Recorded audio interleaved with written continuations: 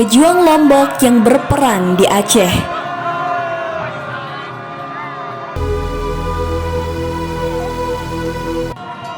Perjuangan orang Lombok dalam melawan Belanda ternyata tidak di Lombok saja. Di Aceh sana, 3 orang pejuang Lombok pernah berjuang bersama pasukan Tanah Rencong.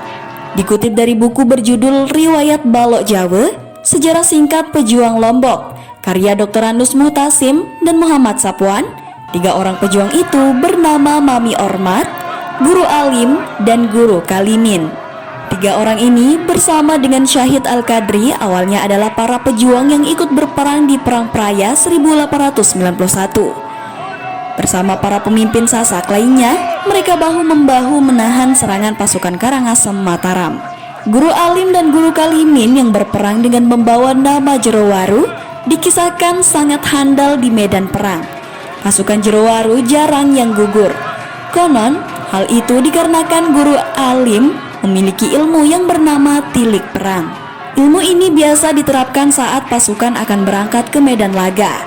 Setelah melakukan upacara tertentu, konon Guru Alim bisa mendeteksi siapa saja yang bakalan gugur di medan perang. Orang yang terdeteksi itu oleh Guru Alim diminta untuk tidak ikut berperang. Begitulah cara kerja dari ilmu tilik perang tersebut. Saat bergejolak Perang Praia, 4 orang sahabat ini adalah orang yang mempunyai pandangan berbeda dengan para pemimpin Sasak lainnya.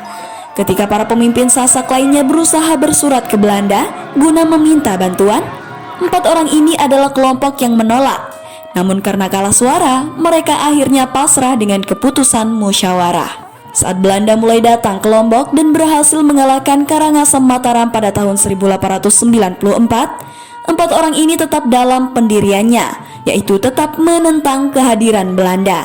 Bahkan, saat para pemimpin Sasak mulai membuat rencana untuk menulis Babat Praia, Guru Alim meminta agar peran Jerowaru tidak usah diceritakan.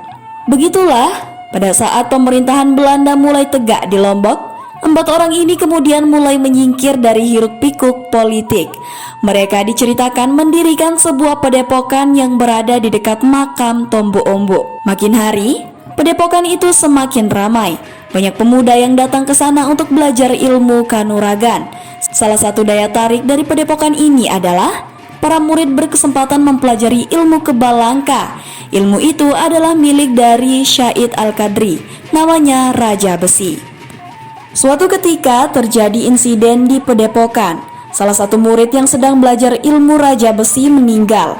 Berita itu segera menyebar ke seluruh desa. Belanda yang memang telah menaruh curiga terhadap aktivitas padepokan itu akhirnya menangkap para pemimpinnya. Penangkapan itu sebetulnya adalah kekhawatiran Belanda semata, karena menurut Belanda, padepokan itu berpotensi menjadi kekuatan yang membangkitkan perlawanan rakyat. Saat terjadi penangkapan, Syahid Abdullah Al-Qadri berhasil meloloskan diri ke Sumbawa, sedangkan 3 orang ini berhasil ditangkap. Selanjutnya, pada tahun 1896, Mami Ormat, Guru Alim, dan Guru Alimin dibawa ke Batavia. Saat Aceh mulai bergejolak karena serangan dari Teku Umar, 3 orang ini ditugaskan ke Aceh. Sadar akan musuh yang dihadapi adalah sesama Muslim, 3 orang tidak pernah mau berperang. Sebisa mungkin mereka menghindar. Namun tidak demikian dengan Mami Ormat. Karena dorongan darah mudanya, ia akhirnya ikut berperang dari pihak Aceh. Dalam sebuah pertempuran, Mami Ormat tertembak dan gugur.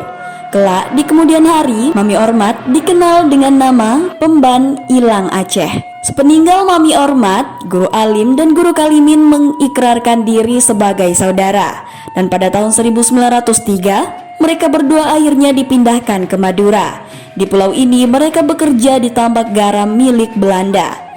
Pada tahun 1907, Guru Alim dan Guru Kalimin dipulangkan ke Lombok. Oleh orang Lombok, 2 orang ini dikenal sebagai Balok Jawa, penendam untuk Guru Alim, dan Balok Jawa Pea untuk Guru Kalimin. Begitulah sepenggal kisah tentang pejuang Lombok yang pernah berjuang di bumi seram di Mekah. Semoga jasa mereka tetap dikenang dan perjuangan mereka menjadi pelajaran buat kita yang masih hidup. Amin, amin, ya robbal alamin.